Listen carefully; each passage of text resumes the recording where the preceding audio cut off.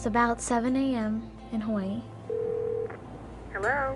I get a phone call from my friend, and she says, have some bad news. There has been a shooting at Thurston.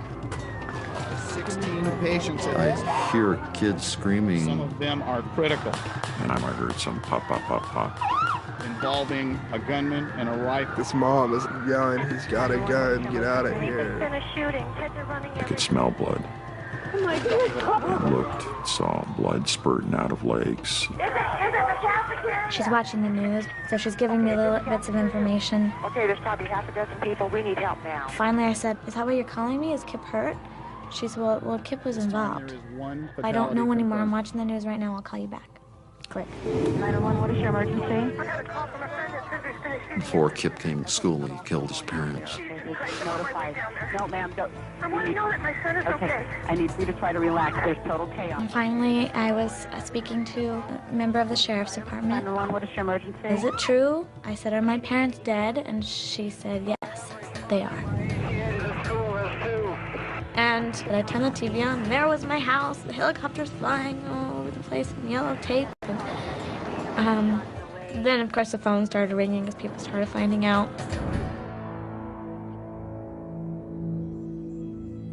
The people who knew Kip Kinkel still spent time trying to remember his life.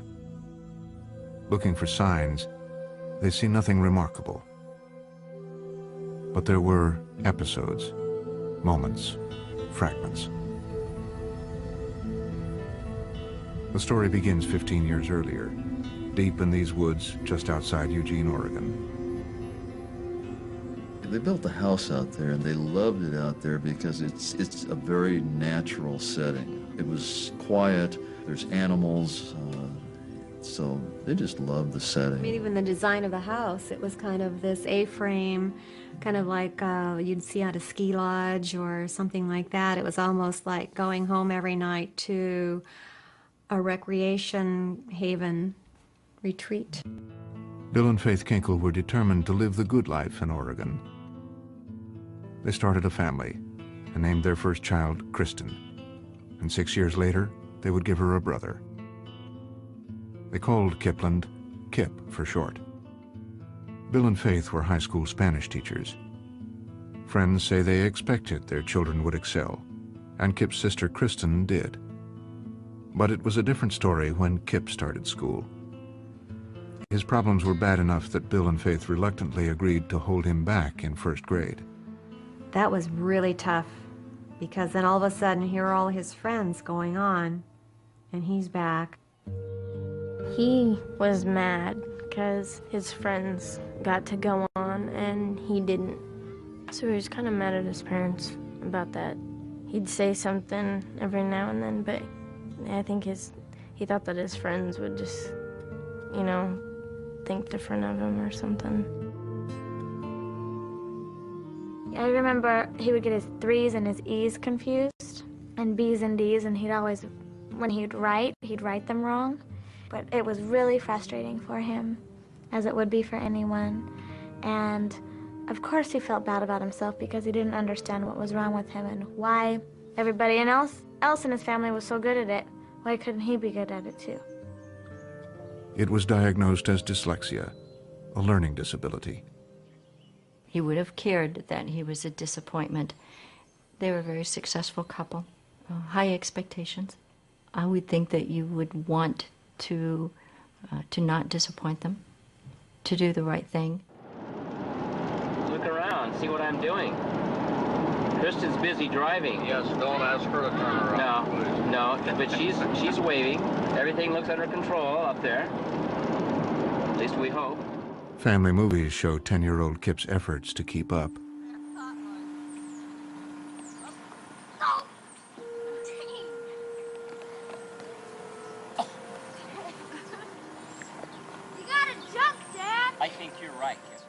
It's kind of always you grow up with an awareness of a little bit of inadequacy. Kristen's going to show us some headstands. Handstands. Look at that. Can you believe that?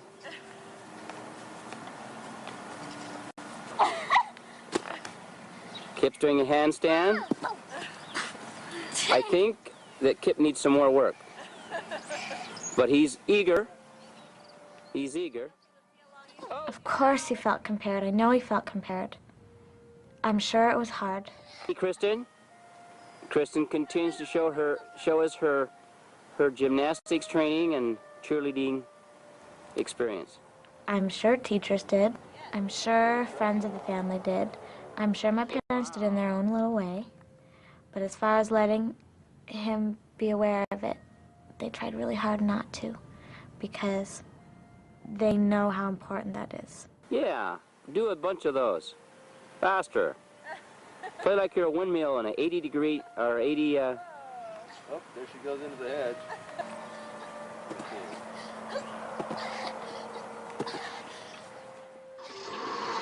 She has just entered the car, adjusting the seatbelt. And then Kristen left for college. Kip was left behind. Kiss goodbye. Off she goes. Bye-bye. I saw myself a lot of times as a mediator between my parents and my brother. My parents were getting older. My parents were in their mid-50s. There's a huge generation gap in between there. You know, one little thing that he would do would be awful. And a lot of times I found myself saying, settle down, relax, think about it, think about the students that you teach. What he did was not that bad. And when I left, they didn't have that. I'm sure it was harder. Without Kristen around as a buffer, Kip and his father Bill began to have conflicts. And at just this time, there was trouble with some kids at the middle school. I was saying, well, what's it like in middle school? And he said, well, you know, you could be getting a drink of water and at the water fountain and somebody push your head into the water. And I said, oh, that seems really awful. And he said, I said, did that ever happen to you? And he said, yes, but not anymore. And I said, wow. And he says, well, I don't go to the water fountain, or I look around to make sure there's nobody around before I get a drink now. I said, I've had to learn to kind of be alert. In self-defense, Kip waged a campaign to get his parents to enroll him in a karate class. I will use my martial arts constructively and defensively. I think Kip was interested in some self-defense because he just wasn't real happy with some things that some kids would say to him, and he wanted to be able to have the confidence of being able to protect himself if he needed to. Even though Bill and Faith thought karate was too violent, they finally gave in to Kip. Let me help you. Go ahead and punch him right in the nose. You're always, as a parent, hunting for things for them to feel good about. Okay, that makes sense. And then he doesn't feel like he was a disappointment. I feel like that's why Faith and Bill spent as much time hunting for things that for him to do. Karate was one of those things. Yep. Luke. Watch the braces. Oftentimes kids with the difficulties that he had, it tends to wear on them even more. I'm not like all the other kids. I'm not as good as they are. I have these problems, and I'm a disappointment to my parents.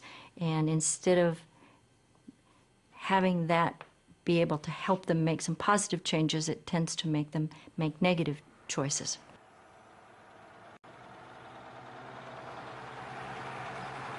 Kip started to hang with the tough guys, the kids who rode the school bus every day. The skaters, smokers group, they definitely get in trouble. Like, these guys have spent time in juvenile detention and been expelled from school like every year since 6th grade, and just endless trouble. And then at the local mall, Kip and his new friends got in trouble. In about 8th grade, he was stealing CDs from like a local store. They had like razor blades that they just like slice off the like sensor. I've heard them say they've like had over 100 each at times. Kip was eventually caught. His parents, upset, offered Kip a diversion. He loved computers, so they decided to let him start spending time online. He could just go up there and do whatever he wanted. You know, a lot of parents don't check on their kids when they're in their room, because they're in the room, they're safe. The police later found the records of Kip's internet activity, including visits to porn sites.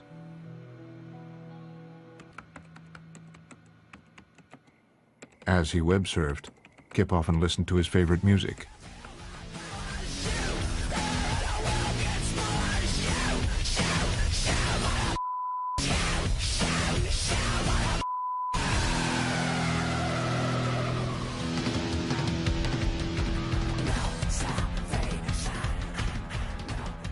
He printed and framed the words from one of his favorites, The Reflecting God by Marilyn Manson.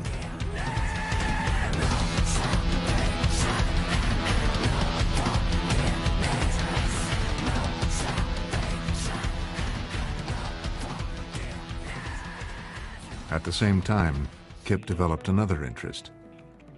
He became fascinated with explosives. I think that's when he started getting involved with the bombs in his room, and his parents never really checked on him. He was at home, so they think he's automatically safe, but he was, you know, doing some pretty bad stuff. Him and a bunch of guys got together and ordered some bomb-making books or bomb-making materials. They used the school's computer and had the materials sent there. And when it showed up, they were caught. And they called Faith and Bill about it, and they had to go down. But that was real upsetting to her. And Kip said that he felt like it would be good to know because he was interested in becoming a policeman. And so I think she probably thought that was maybe true, but probably not. In time, Kip got the books he wanted. And years later, the police found them when they searched his room. He and a group of friends had ordered a book about building bombs. And in fact, I think he even did a report using that book for school. Just because you order a book doesn't mean that you're... I don't know what to say about that. I mean,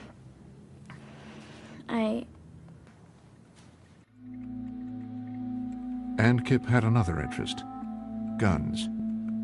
But Bill and Faith had made it clear that owning a gun was not the Kinkel way. My parents were both really, really concerned about it. He had been interested in guns from, as far as I can remember, from a little boy. And he was not allowed to have little soldiers. He was not allowed to have any kind of toy that had any kind of violent anything. I mean, violence in our house was a huge no-no. But the evidence gathered by the police tells a different story. Kip had asked his parents for a BB gun. The police found two, one fashioned to look like an assault rifle, the other with its stock sawed off.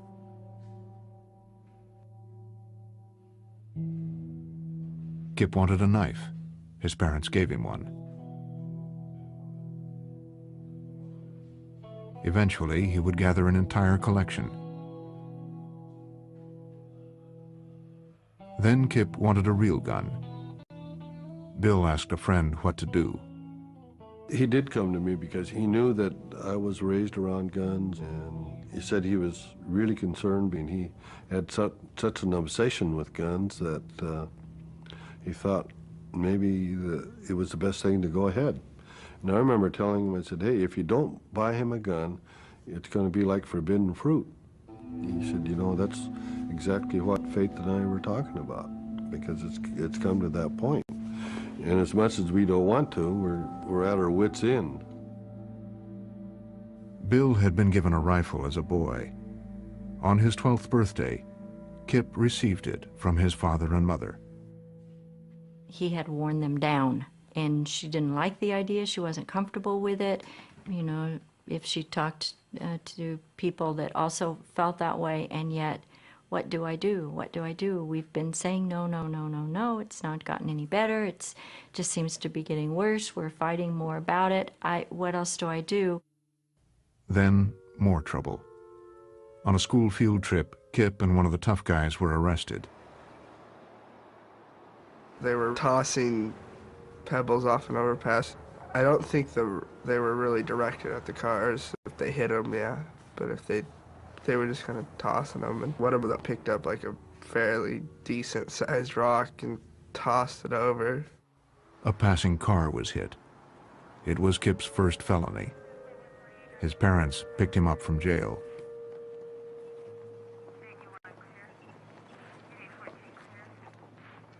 Mr. Kinkel was angry at the situation. He was angry at the problems that they were having with Kip, and he was like at the end of his rope, trying to figure out how to get this kid back on the right path.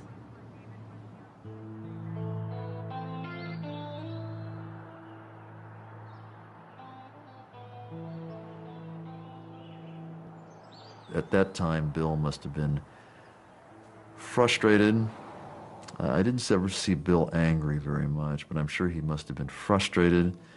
And it's kind of like, how much farther is this going to have to go? I mean, it's kind of like, at what point is Kip going to turn the corner and I'm not going to have to go bail him out anymore? So, I mean, Bill and Faith had pride. They were highly, highly respected people, highly intelligent people, and it's one of those things where they had to wear whatever Kip did too, in the eyes of their friends. And there may have been some shame for them. Faith began lobbying to take Kip to a psychologist. Bill resisted, saying it would cost too much and probably wouldn't help. My mom was the one who said, this is what we need, we should do this. My dad wasn't too excited about it. I think he felt that psychologists were kind of like chiropractors in the sense that they may not be as heavily needed as we think. Finally, Bill relented. Faith took Kip to see Dr. Jeffrey Hicks.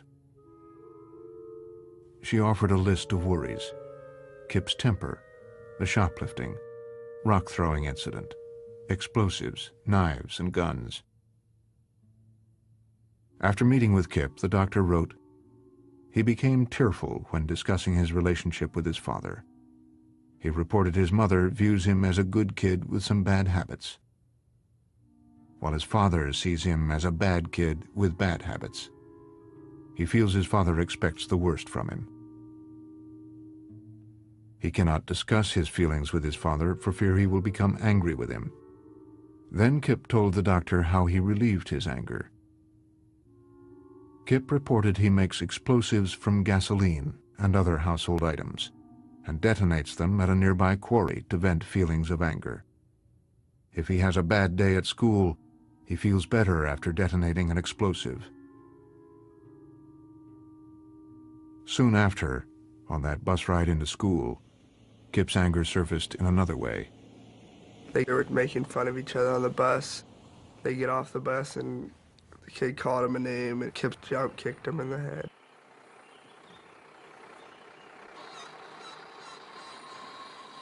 And then he was called down to the office.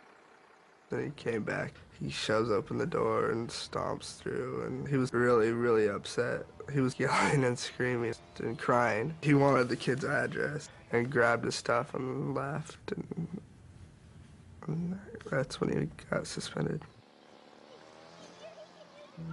He'd already been caught cheating and acting out in class. Now the school suspended him. In therapy, Kip was telling Dr. Hicks eating is a chore. Often he feels bored and irritable. He wakes up tired. He was diagnosed with a major depressive disorder. the Kinkels' family doctor prescribed Prozac. A family friend said the psychologist advised Bill Kinkel to lighten up on Kip. Bill tried. He'd even talk about guns with Kip. And so, according to the psychologist, did he. Dr. Hicks was a gun enthusiast, owned at least 4 pistols. 2 were high-end Glocks. In therapy, he told Kip he was very satisfied with his Glocks. Kip wanted one. The older he got and he got into more dangerous things, she recognized that they were into something they didn't really know how to deal with. Bill, hoping for a connection with his son, seemed ready to give him a Glock. Faith, torn, went along. I think she felt like, I don't know what to do. Maybe Bill's right. Even though she couldn't see it from her own point of view, sometimes you feel like if you can't resolve a problem and you don't understand somebody else's point of view, at least let them try, because that might be a solution. The psychologist has told Frontline he would never recommend a gun to a patient like Kip. But Kip really wanted the Glock. He knew everything about it. Semi-automatic, 10 rounds, polymer plastic, law enforcement's first choice in the drug wars. And in a surprise move, Bill decided to buy it. That's the only thinking I can come up with about the gun. I can see a child like Kip just not letting up. It's just like a dog with a rag that just won't let it go, you know? And I could see where they finally say, fine, let's try this. We'll go do the gun safety class, we'll do it together, you'll get it out of your system, and then it will be okay. Bill set rules. Kip had to pay off the gun. It would be locked up. Kip could only fire the gun when Bill was with him. And during that summer, after 9 sessions with a psychologist, Kip seemed better.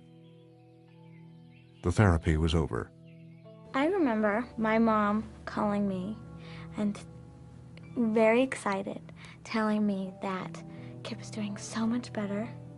The psychologist even said, you don't even have to come see me anymore. You're doing that much better. He'd taken Prozac for 3 months. Then Kip wanted to stop, and his parents went along. It was time to enter Thurston High, where his father had retired as a legend and now tried to smooth the way for his son. I can remember Bill saying, Stoney, I need some help with my son. I'm a little concerned about him getting a good start at Thurston High School. You got any advice? And I said, well, Bill, why don't we get him out for football? That might be a good place for him to establish a good peer group, and I can guarantee you he'll go home and he'll be ready to go to bed at night. And he said, great. 120-pound Kip turned out for football. They made him a lineman. He was like second, third string, and he was a pretty scrawny guy, so he wanted to lift the weights more with the rest of the football players. He just told me that he wanted to be big and stuff like that. Football only seemed to make Kip's isolation worse. He sometimes wrote out random thoughts. I sit here all alone. I am always alone. I don't know who I am. I want to be something I can never be. I try so hard every day, but in the end, I hate myself for what I've become. I sound so pitiful. People would laugh at this if they read it. But Kip's mom, Faith, apparently didn't see her son's anguish. I remember one comment when she said, I think we've turned the corner. And I feel like she always felt that and believed it, and I think you need to believe it. And maybe the comment was more of that desperate hope, trying to convince herself, we're turning the corner, we're going to get better. Wish I could believe it.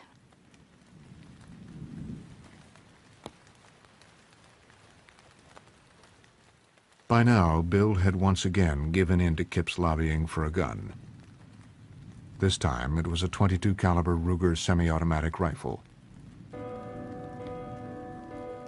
The Kinkel house was becoming an arsenal. The police would later find it. The 9mm Glock from Bill. The semi-automatic Ruger rifle Bill also bought. A 20-gauge sawed-off shotgun. The Marlin rifle Bill had as a young boy that he gave Kip for his 12th birthday. A lever-action rifle Bill had as a boy and had once hidden in the garage. A .22 caliber Ruger pistol Bill had had for years. Another secretly acquired .22 caliber handgun. And thousands of rounds of ammunition. Answer to an essay question. I really wouldn't know how to answer this question because my cold black heart has never and never will experience true love. I can tell you one about love. It does more harm than good. I plan to live in a big black hole. My firearms will be the only things to fight my isolation. I would also like to point out love is a horrible thing. It makes things kill and hate. At this time, Kip's first teen romance had come to an end. She would not reject him, but kind of lead him on, just be like, oh, I don't know, you know, or she'd be like, well, we can be friends, but then, I don't know. So he was getting really frustrated, you know, he didn't know what to do. Kip's romance began just when his English class started to study Romeo and Juliet. I would not be surprised at Kip's love of the play Shakespeare's Romeo and Juliet. Vange Bigham, a friend of Faith's, teaches English at the other Springfield high school.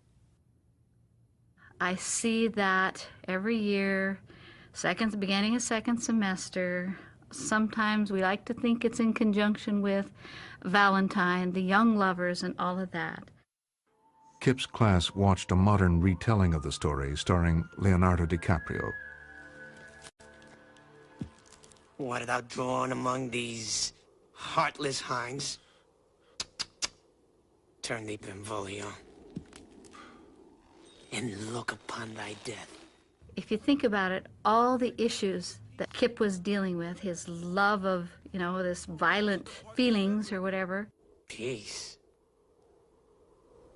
I hate the word. The angst and tension with his parents. At one point, the father in there says, my hand itches. He wants to hit that kid so bad. It's all of the things that Kip would have been dealing with are probably in that play. I bet he identified with a lot of it. The police later found letters mentioning Romeo and Juliet passed between Kip and his girlfriend. The question that I will give my students is, whose fault is it? Is it the kids? I mean, they committed suicide. Is it the friar? Is it the prince, because he let this stuff go on? Is it the parents? Guess who they always blame? The parents. I feel like everyone is against me, but no one ever makes fun of me, mainly because they think I'm a psycho. There is one kid above all others that I want to kill. I want nothing more than to put a hole in his head. The one reason I don't, hope that tomorrow will be better. As soon as my hope is gone, people die.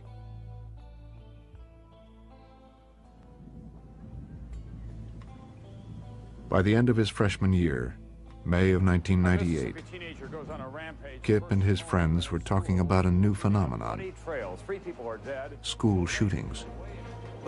In September, Pearl City, Mississippi. Teenager opens fire, killing and wounding classmates as they pray.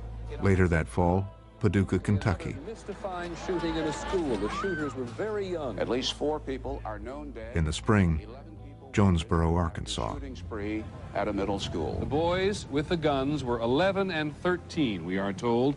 They killed 4 people and wounded a dozen. He reacted to the other school shootings, their shortcomings almost, like how they failed.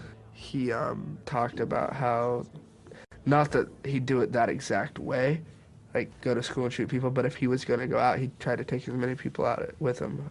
And then also if he was going to shoot people, like at a school, that he'd kill himself. And like he couldn't believe that the other kids didn't just shoot themselves instead of sitting there and being arrested. So yeah, that's what he'd said. At home, the truce with his father was over. Kip told friends Bill was trying to take away his guns. Faith's friends remember she always looked tired and worried. I think the great fear was that she didn't know him, that she could not understand him, and what was happening between them. Where was this little boy that she loved all these years? I think that was the fear, that it would be something maybe where they would lose him forever. Then, one morning at Thurston High, Kip bought a stolen .32 caliber Beretta. He hid it in his locker and went to class. But police had been tipped off that Kip Kinkel had paid $110 for the gun. Kip and I were in study hall when the hall monitor came in and grabbed Kip to go with him. I mean, he didn't do it in a violent way. He just, can you come with me? And Kip got up and left. I patted him down for any weapons, and I noticed that Kip was extremely nervous. And with that, complete surprise to me, he said, well, I'm going to be square with you guys. The gun's in my locker. And that's exactly where I found it, in a bag. I looked into the bag. There was a black Beretta .32 caliber semi-automatic pistol. In checking the weapon, I determined that it was fully loaded with 8 rounds of ammunition in the clip.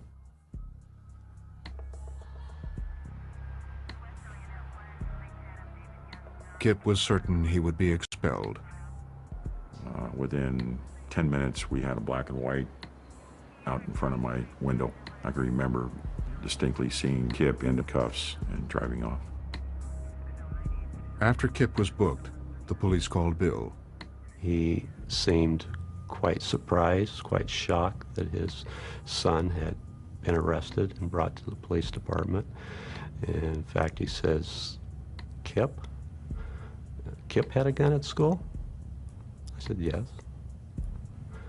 And asked him if he could come to the police department. And he says, I'll be right there. Kip was charged with possession of a firearm in a public building and the felony charge of receiving a stolen weapon. He was released to his father. And with that, I asked him if he had any other questions, and he said, no, that'll be fine. He got up, he put his hand on Kip's shoulder, and the two of them walked out and left the police department.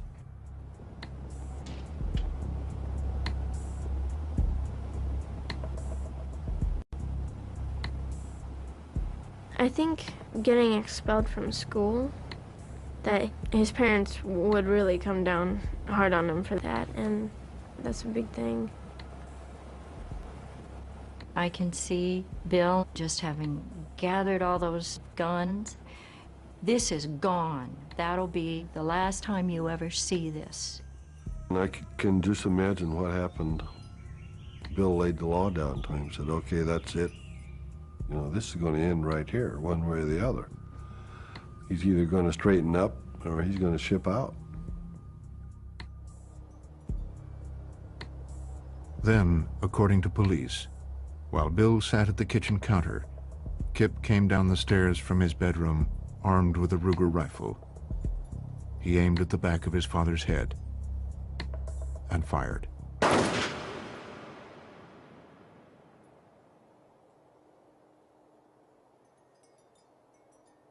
Faith was still in town, unaware of Kip's expulsion and arrest. he was closer with his mom. So I think because he killed his dad, he couldn't go back, and I mean, how is he supposed to tell Mom, I killed Dad? You know, I can even imagine how you would say that. And so I think from that point, from when he pulled the trigger, it was all over. Around 6 o'clock, Faith came home. Kip told police that as Faith was walking up the garage steps into the house, he said, "I love you, Mom," and fired. 2 shots struck the back of Faith's head. A third pierced her forehead above the left eye.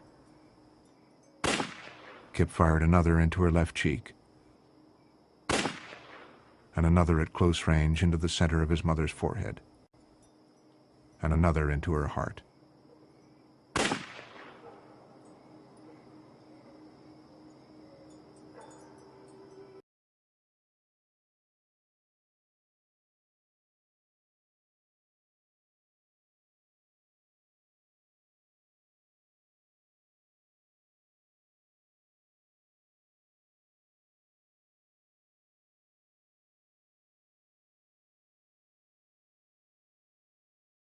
Favorite CD.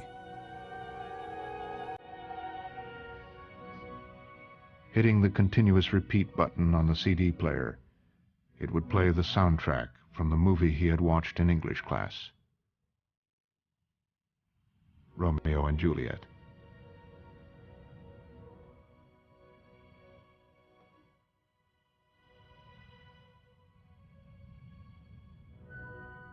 The way I think of it, he'd already killed his parents, and I think he didn't know what to do. Like, when he was little, when he got mad, he gets frustrated, and he gets himself in a corner and doesn't know where to go, or he just doesn't think straight, and he just doesn't know what to do. And I think he really wanted to kill himself, but didn't have the guts to. He couldn't do it. I don't know, he's like a little boy. He just couldn't do it.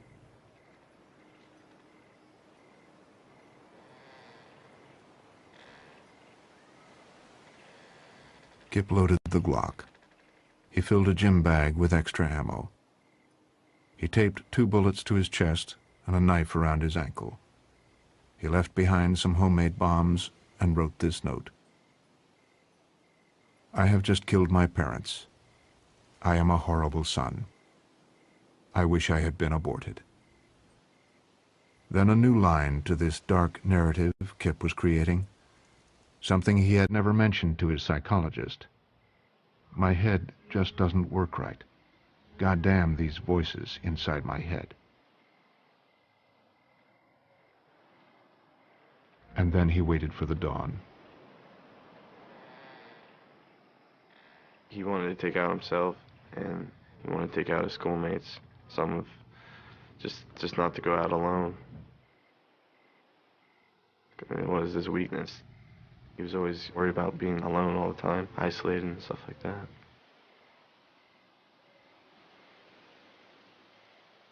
The next morning, Kip dressed for school. He put on a trench coat to hide the Ruger semi-automatic rifle. He put on a hat with a logo from his favorite band, 9 Inch Nails.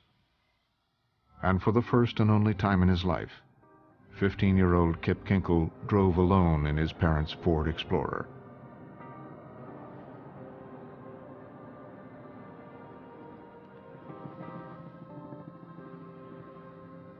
Kip arrived at Thurston at 7:45 a.m.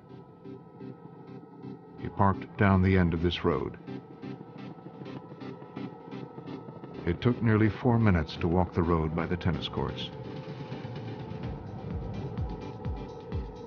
As he rounded this corner, the school surveillance camera captured these shots of him.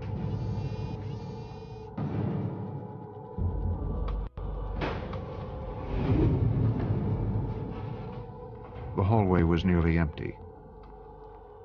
As he walked along, he bumped into a friend. Adam didn't know it was Kip until Kip turned around and was like, okay, you need to get out of here, Adam. Something's bad gonna happen. And Adam was just like, what are you talking about?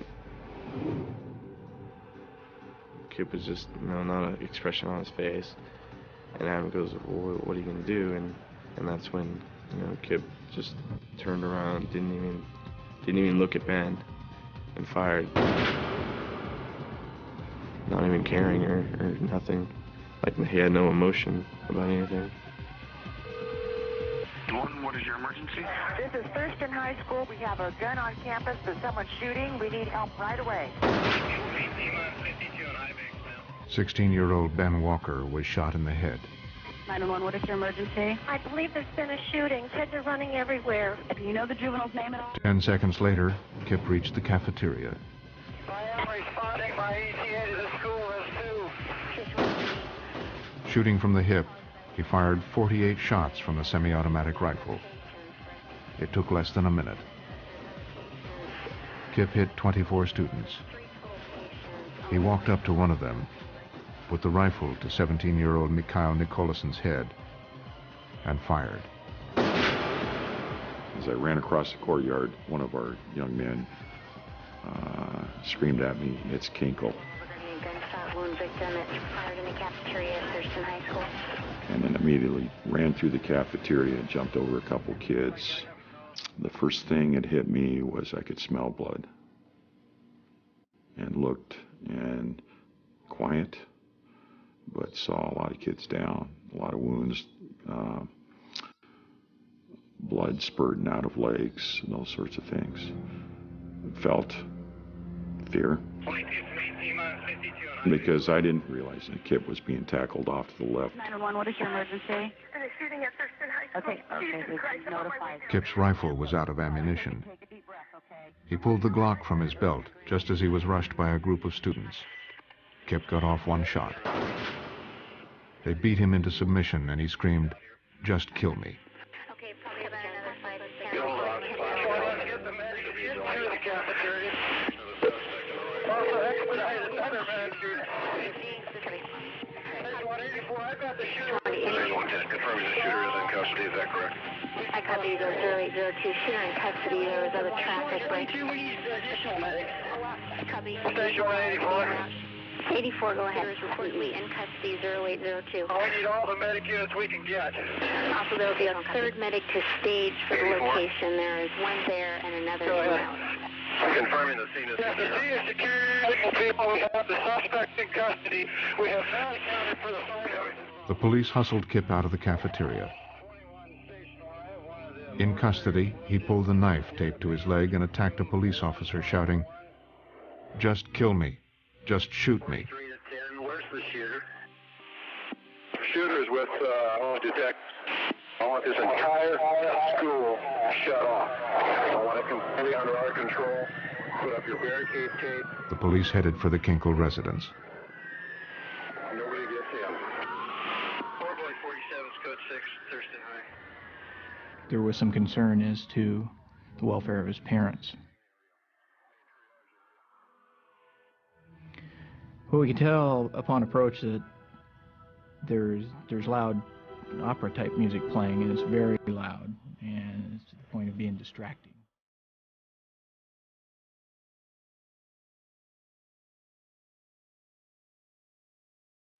And the house is completely dark. We notice only one vehicle in the driveway. That's a Volkswagen van, and for all intents and purposes, it appears that no one is home.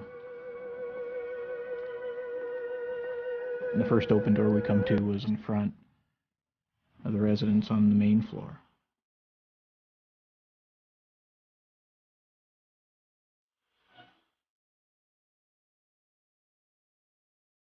As we look around, It's best described as eerie. The music's coming from somewhere on the right of the room. There's a fireplace on the left of the room. There's a smell of wood smoke from an open fireplace. The room is cool, and you can tell that it's probably heated with wood, so it's got a cabin type, or except that it's really kind of, it's eerie. It's dark, the music's loud, there's bullets on the floor.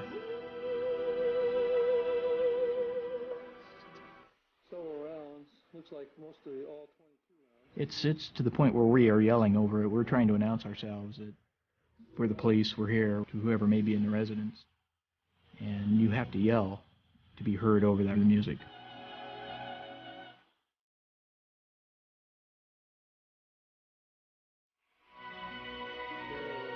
It's a CD of Romeo and Juliet, and it was set on continuous play. So it was playing when we got there, and it had been playing over and over, apparently.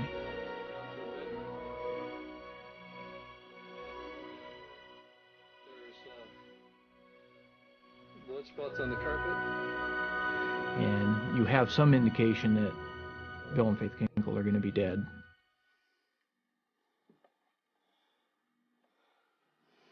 I believe a paperclip from the office is used to unlock the bathroom door on the main floor. And just inside that bathroom door, Footprints. I see a gentleman that's obviously deceased. He's laying on his back. He's covered with a sheet. His feet are up against the door. We have to kind of move his feet away from the door so we can get in there and check on him. At this point, we are still missing one parent, and we're going through systematically and checking doors. And it is found that a small door just off the main hallway has a narrow flight of stairs that goes down. And we go down in there.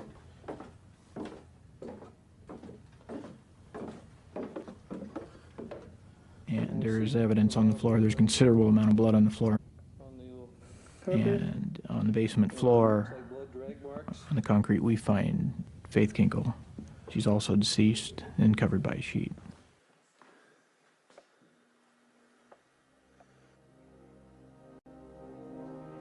This will be a taped conversation with the last name of Kinkel, K-I-N-K-E-L, first of Kipland, K-I-P-L-A-N-D. Tell me what happens when you get home. I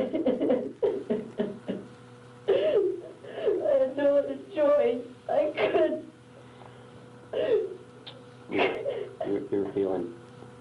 You were feeling really guilty. Yeah. So was your dad, did he hit you or anything like that? No. Okay. Was he yelling or out of control or? Yes, I couldn't let my...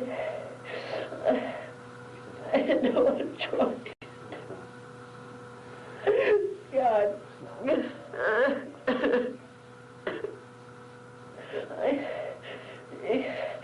I had no other choice. He was saying all this. Okay. He's mad at you because you got caught at school with a gun, right? Right. Okay. And he's all his friends and everything knew about it. Okay. So he was feeling ashamed and embarrassed because you did something wrong. Is that right? Right. Okay. I didn't want to. I love my dad, that's why I had to. You love him, so that's why you had to kill him? Oh my God. My parents were good people. I didn't know what to do because, oh my God, my mom was coming home and she knew what I did. Oh my God. So your mom comes home around 6, is that right? Yes. Okay. Where are you at? I was waiting for her. Okay. I just want to die. I know. Oh, God. So, you told me that your mom gets out of the Explorer and starts up the stairs from the garage or basement, is that right? Yes. Do you say anything to her? Yes. I told her I loved her. And then you Yes. God damn these voices in front of my head. All right, Settle down. Yep. Yep. Settle down. It's all right. It's all right.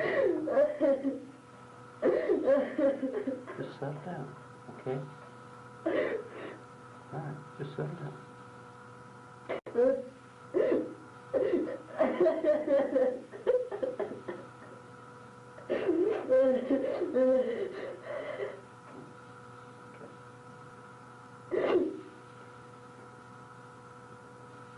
I had no other choice. Okay. I love my mom. I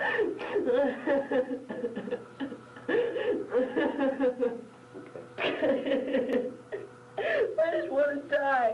I don't know what else to do. You didn't know what else to do? Why did you go to school and start shooting people?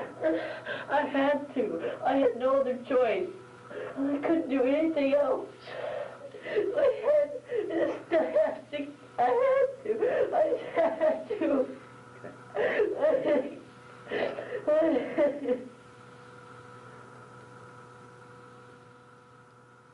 The voices Kip said he was hearing might have been key to his defense in a trial. But in September of 1999, he dropped his claim of insanity. He pled guilty to 4 counts of first-degree murder, 26 counts of attempted murder. Judge Jack Madison sentenced him to a term of 111 years in prison, with no chance for parole.